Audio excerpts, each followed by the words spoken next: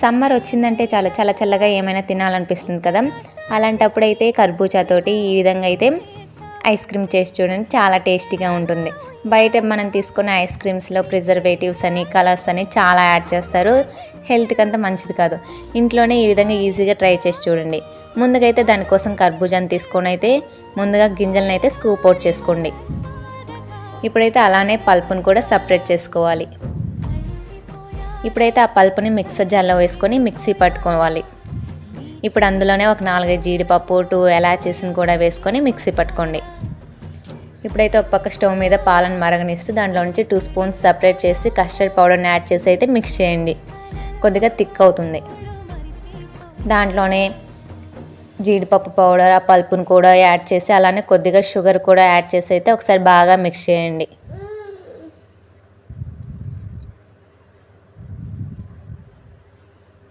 ఫైనల్గా కొద్దిగా dry fruits వేసి ఒకసారి బాగా మిక్స్ చేసి అయితే ఆ కర్బూజాలోనే ఫిల్ చేయండి. దాన్ని ఓవర్ నైట్ అంటే ఫ్రిడ్జ్లో పెట్టారంటే ఐస్ క్రీమ్ అయితే రెడీ అయిపోయింది.